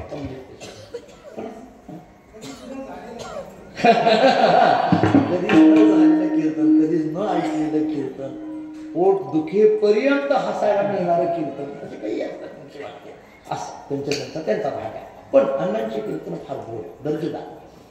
अण्णा जोगतीने म्हणायचे तुकोबारांच्या चरित्राच्या बाबतीत ते असं म्हणायचे, तुकाराम महाराजांची वाचा अखंड नामचिंतनात आहे. त्याच्यावरती असं म्हणायचे की तुकोबारांची वाचा नाम सोडायला तयार नाही. माझी मजल झाली अनावर, तुकोबारांची वाचा नाम सोडायला तयार नाही. आणि त्याच्या पुढलं ते वाक्य बोलायचे, आमची वाचा नाम घ्यायला तयार नाही. त्याच्या पुढे ते वाक्य म्हणायचे, तुकोबारांची वाचा नाम सोडायला तयार नाही म्हणून तुकोबाराय करता प्रयाणकारी देवी विमान. स्वतः भगवान विमान घेऊन. आता आपल्या नगर भागात मला माहित नाही आहे का नाही, पण आमच्याकडे पंढरपूर वगैरे या भागात एक पद्धत सुरू झाली. ते महाराजाला हार घालताना ते विमान करतात. विमान लाकड दोरे बांधलेले असतात. विमान असतं लाकड होतं का ते बटन दाबलं की ते भुम भुम भुम भुम करत यायचं विमान. महाराजांच्या गळ्यात हार घालायचं. मला असंच एका ठिकाणी घातलं. मी आपलं कीर्तन झाल्यावर त्या कमिटीला विचारलं हे काय आहे. त्याच्यातल्या एकाने सांगितलं, महाराज तुम्हाला माहित नाही का तुकाराम महाराजांकरता विमान आलं होतं, तुम्हाला माहित नाही का. मला विचारलं. मला पटला प्रश्न, महाराज मी आहे का ही आहे. मला माहित नाही. मी रोज तुकोबारांचं चरित्र सांगतो. त्यानं पुढलं वाक्य वापरलं. तो म्हटला तुकोबारांकरता जसं विमान आलं का नाही तसं हे तुमच्याकरता विमान. काय आता एवढी सगळी आपली इज्जत गेली म्हटलं मी गप्प असावं कधी. पण गप्प बसतो त्याचं नाव कुठे महाराज असतं का. त्यानं काहीतरी खबडबं करावंच लागतं. महाराजांना गप्प बसून जमत नाही आम्हाला. मी त्याला पुढला प्रश्न विचारला. मी आपला काय वेळेसारखं बोलतात, तुकोबारांकरता जसं विमान तसं आमच्याकरता. पण तुकोबारांकरता आलेलं विमान खरं होतं, हे तुम्ही आमच्याकरता खोटं आणलंय. तो म्हटला महाराज कुठं खरा आहे उदाहरण सांगतो. अशी गंमत आहे, माणसं अशी पुढं बोलत राहतात. पण तुकोबारांची वाचा अखंड नामस्मरणात आहे. सदा विठाला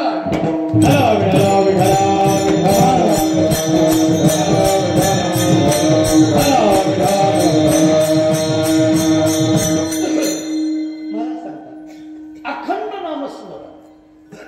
एकाने महाराजांना प्रश्न केला, महाराज तुम्ही केवळ आणि केवळ नामाचाच विचार याच्या बाबतीत मांडता, इतर साधन समाधानापर्यंत घेऊन जाऊ शकत नाही. तेने सदा चित्ता समाधान साधन काय? सदा नाम घोष करू हरी कथा. तेने, हे तेने फार महत्वाचं आहे बरं. तेने या शब्दाचा अर्थ येणे, बरोबर आहे. याच साधनाने समाधानापर्यंत जाता येईल. एका माणसाने प्रश्न विचारला, महाराज पूर्वपक्ष केला, दुसरी साधनं समाधानापर्यंत घेऊन जात नाही. कर्म नावाचं साधन, ज्ञान नावाचं साधन, योग नावाचं साधन आहेत ना. याचा अर्थ तुम्ही इतर साधनांना तुच्छ लेखता का? महाराज सांगतात, मी इतर साधनांना तुच्छ लेखत नाही, पण इतर साधन कधी महत्वाची आहेत आणि कधी महत्वाची नाही याचा एक दाखला देतो. जरा बारीक आहे का? सूक्ष्म चिंतन. मला एक दोनच मुद्दे मांडायचे आता. नाम आणि नामा व्यतिरिक्त असलेली साधनं याचा जर विचार केला तर इतर साधनांना महत्व आहे का नाही? कर्म, ज्ञान, योग या साधनांना महत्व आहे का नाही? महाराज सांगतात आहेही नाही. असं कसं काय? आहेही नाही, काहीतरी एक सांगा. जवळ आली आता महिन्यावरच लोकसभा, आणखीनही कळलं आहेही नाही. मी इकडे बेनती, तसं चालत नाही, कुठं तरी प्रवेश कर, आता फार वेळ चालली आता, बरोबर. असं कसं काय? दोन्ही नका म्हणून एक सांगा, काय महत्व आहे का नाही? महाराज सांगतात आहे, पण ते कधी आहे आणि नाही ते कधी नाही याचा एक दाखला देत आहे. ऐका, तुलसीदासजींचा एक हिंदीमध्ये दोहा आहे, फार गोड दोहा आहे. त्यांनी असं सांगितलंय, राम नाम को अंक है सब साधन है सुन, अंक गए कछु हाथ नहीं, अंक रहे दस रोज. दोहा पुन्हा एकदा ऐका, राम नाम को अंक है सब साधन है सुन, अंक गए कछु हाथ नहीं, अंक रहे दस रोज. मी उदाहरण देतो आपल्याला, त्यांनी दिले.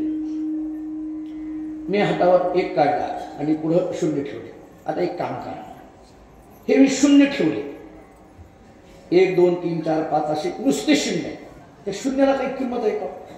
नुसती शून्य. 5 शून्य काढले, काही किंमत आहे? त्याच्या पुढे 1 काढला की काय आहे? किंमत नाही. हा 1 आणि बाकीचे शून्य, याच्यातला 1 हा अंक फार महत्वाचा आहे. 1 हा अंक म्हणजे नामस्मरण आहे आणि पुढचे सगळे शून्य म्हणजे इतर साधन आहे. 1 हा अंक म्हणजे नाम आहे आणि इतर सगळी शून्य म्हणजे त्याची सगळी इतर साधन आहे. मी आपल्याला सांगतो, 1 आकडा काढला, 1 अंक काढला आणि त्या एकावर 1 शून्य दिला, किती झालं? 10. 2 शून्य दिले, किती झालं? 3 शून्य दिले, किती झालं? 1000. 4 शून्य दिले, किती झाले? बस झालं. आपली मर्यादा तेवढी. आपलं पुढे कोण आपला विचार करतो? आपण एवढं तर खेळणारी माणसं, आम्हाला लोक कुठं जाऊ बी देत नाही. ती जाणारी युट्यूबर वेगळीच आहे ती.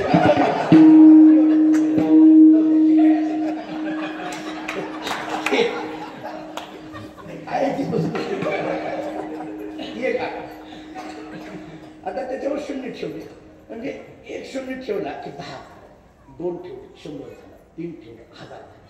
मला सांगा, या शून्यांना किंमत यायला लागली ना. तुम्ही जेवढे शून्य ठेवायला लागला त्याला काय यायला लागली? किंमत यायला लागली. पण ती कशामुळे यायला लागली? एकामुळे यायला लागली का एक नसल्यामुळे यायला लागली? हा 1 असेल तर या सगळ्या शून्याला किंमत आहे. हा 1 असेल तर या सगळ्या शून्याला किंमत आहे. 1च नसेल तर काय किंमत राहिली त्या शून्याला? सांगा. 1च नसेल तर काय किंमत राहिली? आणि म्हणून तुलसीदासजी असं सांगतात, याच्यातला 1 हे नाम आहे आणि इतर सगळी शून्य म्हणजे इतर सगळी साधन आहे.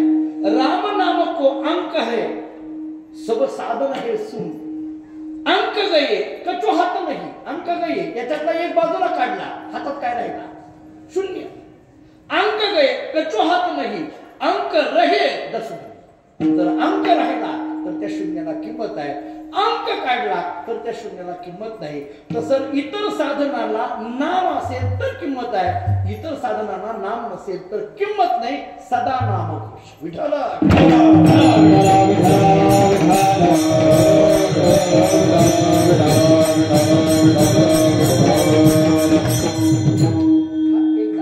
हा एक विचार. आणखीन एक विचार फार गोड आहे. असा आहे, इतर साधनांना मर्यादा आहे, नाम हे अमर्याद आहे. नीट ऐका माझं बोलणं. इतर साधनांना मर्यादा आहे, नाम मात्र अमर्याद आहे. रामायणामध्ये एके दिवशी अयोध्येमध्ये असताना हनुमंतराय आपले भजन करत होते. योगायोगाने मारुतीरायाचंच मंदिर आहे, अत्यंत भव्य मंदिर आहे. तर मी आवर्जून महाराज माऊली बघत होतो मंदिराकडे. इतकं सुंदर मंदिर मला दिसायला लागलं.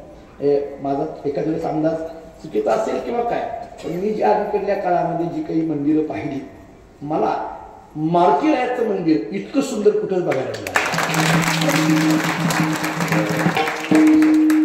प्रसन्न वाटतं त्या मंदिराकडे बघितल्यानंतर. ती मूर्ती, तिकडचं सगळं तुम्ही केलेलं सगळी जी काही सुशोभीकरण आहे फार. नाहीतर अलीकडे आमच्या गावाकडली मारुतीची मंदिरं म्हणजे कठीण झालंय का सगळं. म्हणजे त्याला टाळ्या जुनी, आणि त्याच्यातही बघा तुम्ही अशी जुनी जाणती माणसं टाळ्या वाजवतात. पोरं विचारत त्याच्यात नाही टाळ्या वाजवतात. जुनी जाणती अनुभवी माणसं, फार मोठी माणसं, जाणती माणसं. आमचे दादा एक वाक्य सांगितलं. मी तुम्हाला सांगितलं, मी माऊलींकडे आलो की मी मोकळ्या मनाने कीर्तन करत असतो. कारण मी मगाशी दनुला आणि आमच्या अभंगा सांगितलं, माझ्यावर महाराष्ट्राच्या या भूमीमध्ये जी काही मोजकी माणसं आहेत माझ्यावर अत्यंत जिवलग प्रेम करतात. त्याच्यातले एक व्यक्तिमत्व म्हणजे माऊली. माझ्या श्रद्धेची जी स्थानं आहेत माझ्या अंतःकरणात, माझे वडील असतील, माझे गुरुदेव भाऊ असतील, त्यात तोला मुलाने मी माऊलींना मानतो. मी त्यांच्या चरणावर नतमस्तक झालं की मला माझ्या वडिलांच्या चरणावर पाया पडल्यासारखं वाटतं. ही माझी श्रद्धा आहे. मी काही स्तुती करण्याकरता त्यांची उभा नाही. पण काही माणसांच्या हृदयामध्ये ते ठरलेलं असतं. म्हणजे मला आठवतं, महाराजांना माहिती आहे आपण किती कीर्तन किती. मगाशीच त्यांनी सांगितलं, प्राध्यापक होते तेव्हा इष्टीने यायची म्हणजे. मगाशी त्यांनी आठवण सांगितली यांना, खूप कीर्तन या भागामध्ये माऊलींनी करायला सांगितली. आणि त्या सेवा बाबांच्या या परंपरेमध्ये करता आल्या. आमचे वडील एक फार गमतीनं वाक्य सांगत असतात, जामतं कोणाला म्हणायचं नेमतं. बघा तुम्ही, आता कीर्तन सुरू झालं की मध्ये मध्ये भजन असतं, बरोबर. आता या कीर्तनामध्ये मोठी माणसंही असतात ना. आता ही लहान लहान आहेत, बरोबर. हे लहान आहे, यांना तुम्ही काय म्हणता, निंद. आणि तुम्ही सगळी मोठी आहेत म्हणजे तुम्ही कोण झाला, जाण. असाच आहे ना तुमच्याकडे शब्द असेच आहे का बघा. ही निंदती लहान आहे, यांना कळत नाही. आणि तुम्ही जाणती म्हणजे तुम्हाला कळतं, बरोबर. कीर्तन सुरू मध्ये मध्ये विठ्ठल विठ्ठल भजन असतं. मध्ये मध्ये विठ्ठल विठ्ठल भजन सुरू झालं की ही काय करतात, लगेच टाळी वाजवतात. विठ्ठल विठ्ठल कळत नाही. आणि तुम्ही सगळी जाणती अशी. आणि ही कशी आहे, निंदती. आता कुणाला निंदतं म्हणायचं,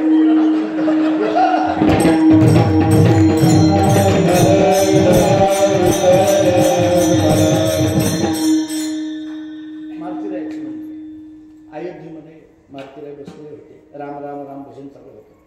प्रभू रामचंद्र तिला आले. मला काय सांगायचे, इतर साधनांना मर्यादा आहे, नाम हे अमर्याद आहे. इतर साधनांना मर्यादा आहे, नाम हे अमर्याद आहे. राम राम भजन चालू होतं ना, प्रभू रामचंद्र आले. हनुमंतरायाचं आपलं चालूच होतं. प्रभूंनी सांगितलं, अरे थांब. हनुमंतरायांनी सांगितलं, काय प्रभू काम आहे का? नाही काम काही नाही माझं, पण काय करायला लागला म्हणजे भजन, नामस्मरण, राम राम भजन चालू. प्रभूंनी सांगितलं, मी येतच आहे की. हो म्हटलं, आहेत की. मग कशाला तू भजन करायला लागला? राम राम जे हात मारायला लागला, नामस्मरण करायला लागला, ते मी यावं म्हणूनच ना. मग मी आलेलोच आहे की. मग माझ्या समोर माझं भजन करायची काय गरज आहे? मी नसताना माझं भजन करावं, मी असताना काय गरज आहे? कोणी विचारलं, रामानं हनुमंतरायाला. मी आहे ना, मग कशाला भजन करायला लागला? बरं भजन करून काय करणार आहे, मलाच बोलवणार आहे, मी आलोय ना. हनुमंतरायांनी सांगितलं, ते बोलवायचं न बोलवायचं हे आम्हाला काही माहित नाही, पण आमचं भजन चाललेलं आहे. ते म्हणले, अरे पण मी समोर असताना काय गरज आहे? हनुमंतरायांनी फार गोड उत्तर दिलं. हनुमंतरायांनी सांगितलं, प्रभू तुम्ही फक्त अयोध्येचा उद्धार करू शकता, तुम्ही फक्त अयोध्येचा उद्धार करू शकता, पण तुमचं नाम सगळ्या जगाचा उद्धार करतं. म्हणून मी नाम हे अमर्याद आहे, त्याला मर्यादित शक्ती नाही आहे नामाची. नामासाठी पार पावली, तुका म्हणे हा तव कृपेचा सागर, नामासाठी पार पावली. आणि म्हणून कबीर महाराजांनी हिंदीमध्ये तो फार गोड लिहिला. कबीर महाराज असं सांगतात, पढ़ने की हद समझना है, पढ़ने की हद समझना है, समझने की हद ज्ञान है, ज्ञान की हद राम नाम है, यह पूर्ण सिद्धांत आ. पढ़ने की हद समझना है. पढ़णं म्हणजे वाचणं. हिंदीमध्ये पढ़णं हा शब्द आहे, मराठीत त्याला वाचणं. वाचायचं कुठपर्यंत? समजेपर्यंत. एखादा विद्यार्थी गुरुजींना म्हणतो, गुरुजी हे कुठपर्यंत वाचायचं? गुरुजी म्हणतात वाच. आपण कुठपर्यंत वाचायचं? गुरुजी एकच वाक्य सांगतात, समजेपर्यंत वाचायचं. काय करायचं? समजेपर्यंत वाचायचं. बरं, म्हणजे वाचायचं समजेपर्यंत. आता समजून घेण्याची याची मर्यादा कुठपर्यंत? समजणे की हद ज्ञान आहे. समजायचं समजून घ्यायचं कुठपर्यंत? ज्ञान होईपर्यंत. एकदा ज्ञान झालं की पुन्हा समजून घेण्याची काय गरज आहे? या ज्ञानाची मर्यादा कुठपर्यंत आहे? कबीर महाराज सांगतात, ज्ञान की हद राम नाम आहे. जोपर्यंत नाम मुखामध्ये येत नाही तोपर्यंत ज्ञानाची मर्यादा आहे. ज्ञान कुठपर्यंत? नाम आणून देईपर्यंत. एकदा नाम मुखामध्ये आलं की ते मात्र अमर्याद आहे. अमर्याद असल्यामुळे तुकोबाराय बोलतात, सदा नाम घोष.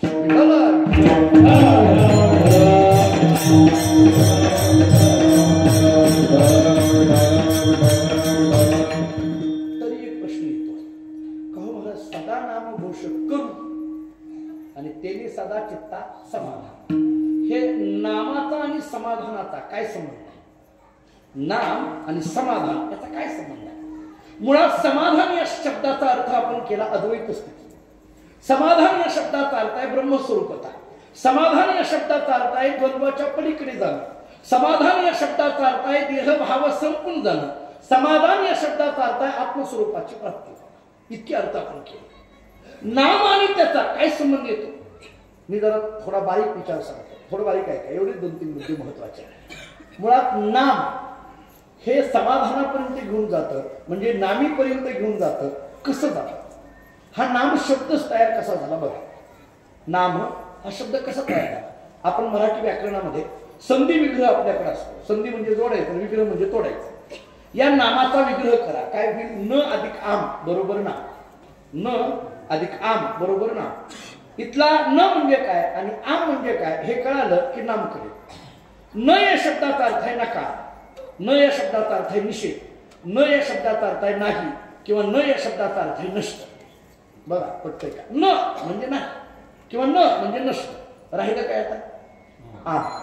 आम म्हणजे काय? आयुर्वेदामध्ये आम हा शब्द जोडून येतो आमाशय आणि पित्ताशय.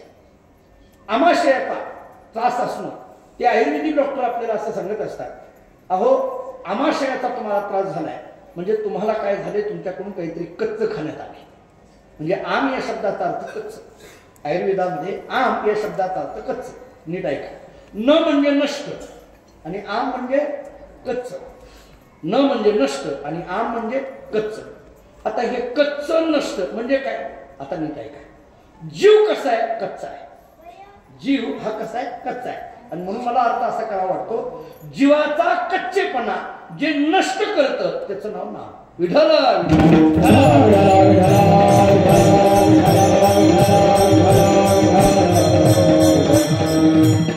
जीवाचा कच्चेपणा कसा? हे गोरोबा काकाची आणि नामदेवाची कथा प्रसिद्ध आहे. गोरोबा काकांनी नामदेवाला कसं कच्च ठरवलं, पक्क ठरवलं, ते मडकं थापटणं सगळ्याला माहिती आहे. म्हणजे जीवाचा कच्चेपणा नष्ट करणं. कच्चेपणा या शब्दाचा अर्थ आहे अज्ञान. आणि म्हणून जीवाचं अज्ञान नष्ट करण्याचं काम नाम करतं. म्हणून एकदा जीवाचं अज्ञान नष्ट झालं की समाधानाची स्थिती येते आणि या समाधानाच्या स्थितीपर्यंत घेऊन जाणार हे नाम असल्यामुळे सदा नाम घोष करू तेने सदा चित्ता समाधान. आणखीन एक अर्थ सांगतो. आणखीन एक विचार करा. नाम या शब्दाचा विचार करताना न अधिक आम. आम या शब्दाचा अर्थ काय केला आपण आता? कच्च. आणि न म्हणजे काय? नष्ट. आता आणखीन एक सांगतो, बारीक आहे. न या शब्दाचा अर्थ नष्ट, आम या शब्दाचा अर्थ मराठी शब्दकोशामध्ये गती असा केलाय. आम या शब्दाचा अर्थ गती. गती म्हणजे गतिमान. आता गती नष्ट करणं म्हणजे काय? कळालं नाही. आता सांगतो. गतिमान कोण आहे? संसार हा गतिमान आहे. संसार हा गतिमान. थोडक्यात काय? तो स्थिर नाही, अस्थिर आहे. स्थिर एकच परमात्मा आहे, तुझं विना काही. स्थिर रागे ऐसे नाही, कळो आणि भोवताली ती पांडुरंगा माझ्या चित्ती. त्यामुळे संसार हा गतिमान आहे. थोडक्यात खालाला धावे पाणी. थोडक्यात काय आहे, संसार हा धावत राहतोय, थांबत नाही कोणाकडे. आम्ही आमच्या वडिलांच्या बरोबर कुठं जुन्या लोकांकडे गेलो की त्या घरातली माणसं अशी गमतीची असतात. त्या घरातली माणसं असं म्हणत असतात, हे पहा महाराज, मी म्हणून घर चाललंय, मी गेल्यावर कळेल. आमच्या वडील म्हणत असतात, तू जाऊन बघ, चांगलं चालतंय. आता मला असं सांगायचंय, संसार कोणाकरता थांबत नाही. असा गतिमान असलेला संसार न म्हणजे नष्ट.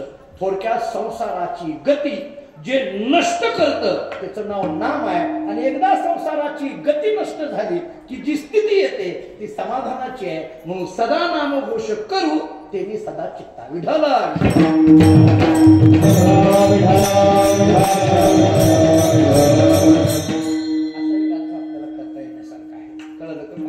नाम हे समाधानापर्यंत कसं घेऊन जातं. एक अर्थ सांगितला, जीवाचा कच्चेपणा घालवित म्हणून समाधानापर्यंत घेऊन जातं, किंवा संसाराची गतीच नष्ट करतं म्हणून समाधानापर्यंत घेऊन जातं. आणखी एक अर्थ आहे नाम शब्दाचा विचार करताना, न अधिक आम. न म्हणजे काय, नष्ट. राहिला आम शब्दाचा अर्थ. आम शब्दाचा पहिला अर्थ काय केला होता आपण, कच्च. दुसरा अर्थ काय केला होता, गती. आता आणखीन एक अर्थ सांगतो. शब्दकोशामध्ये आणखीन एक अर्थ आलाय. आम या शब्दाचा अर्थ रोग. आम या शब्दाचा अर्थ रोग. रोग म्हणजे कोणता रोग, रोग नष्ट करणं. सामान्य रोग नाही, भवरोग. महाराजांचे शब्द आहेत, भवरोगा आयुष्य जाय अनेक काय शून्य. ब्रह्मरस घेई काळा तेने पिढा वारे पथ्य नाम विठोबाचे अनेकवाचे न सेवी भवरोगा आयुष्य जाय अनेक काय शिल्लक. हा भवरोग ज्यांनी नष्ट होतो ते नाम आहे. आणि भवरोग नष्ट होणं म्हणजे समाधानाची अवस्था आहे. आणि या समाधानाच्या अवस्थेला हे नाम घेऊन जाणार असल्यामुळे सदा नामघोष करू तेने सदा चित्ता समाधान असा एक अर्थ करतो. पहा कुठलं म्हणजे न अधिक आम याचा एक अर्थ काय केला आपण, कच्च. आम शब्दाचा दुसरा अर्थ काय केला, गती.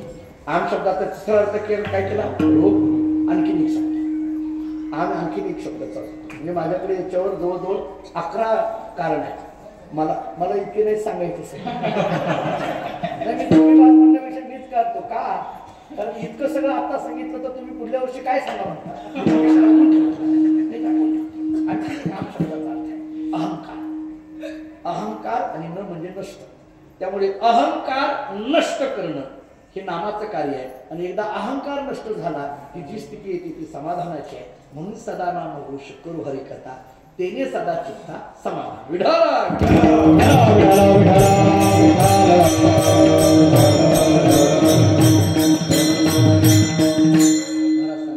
असं हे नाम असल्यामुळे सदा नामघोष करू एवढ्यावर नाही, सदा हरिकथा करू. हा करू शब्द दोन्हीकडे लावा. सदा नामघोष करू आणि सदा हरिकथा करू. हरिकथा म्हणजे भगवत कथा. भगवत कथा करू तरी काय होणार आहे, तेने सदा चित्ता समाधान प्राप्त होईल. आणि एकदा समाधान प्राप्त झालं की मग मात्र आम्ही आमच्या अंगावर सर्व सुख ल्यालो, सर्व अलंकार आनंदे आम्ही अनेक अलंकार आमच्या अंगावर धारण केले. आनंदाने निर्भर म्हणजे परिपूर्णतेने आम्ही डुलायला लागलो. हे डुलणं कसं आहे, असवायचा कोठे आठवची नाही, देहीच विदेही भोगदशा. असं देहीच विदेही भोगदशा अशा स्थितीमध्ये आल्यामुळे आता आम्हाला पाप पुण्याचा स्पर्श नाही, अभंगाचा Oh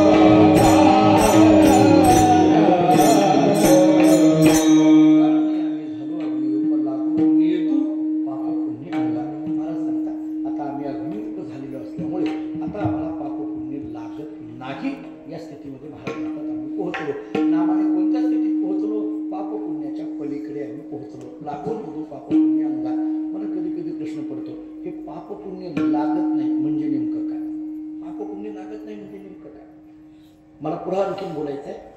देह आहे म्हटलं की कर्म आहे, आणि कर्म आहे म्हटलं की विहित आणि निषिद्ध आहे, आणि विहित आणि निषिद्ध म्हटलं की पाप आणि पुण्य. नियमच आहे. देह जोपर्यंत आहे तोपर्यंत कर्म घडणार आहे, आणि कर्म जोपर्यंत आहे तोपर्यंत पाप पुण्य घडणार आहे, येणारच आहे. महाराज म्हणतात आमचा देह तर आहे, कर्म तर आम्ही करतोय, पण त्याच्यापासून निर्माण झालेलं पाप पुण्य तर आम्हाला लागत नाही. हे कसं काय शक्य? आता आमचाही देह आहे, तुमचाही देह आहे, आणि समजा संत सद्गुरू ढवळे बाबांचा, तनपुरे बाबांचा यांचाही देह आहे, पण या महात्म्यांकडे बघितलं तर लागून येतो पाप पुण्य अंग. आम्हाला म्हटलं तर पाप पुण्य लागतंय. देह त्यांचाही आहे, आमचाही आहे. देह कर्म त्यांनाही आहे, आम्हालाही आहे. आम्ही करत असलेल्या कर्मापासून मात्र पाप पुण्य आम्हाला लागतंय, आणि त्यांनी करत असलेल्या कर्मापासून मात्र त्यांना पाप पुण्य लागत नाही. असं कसं काय शक्य? कारण देह म्हटलं तर कर्म आलं, कर्म म्हटलं तर पाप पुण्य आलं.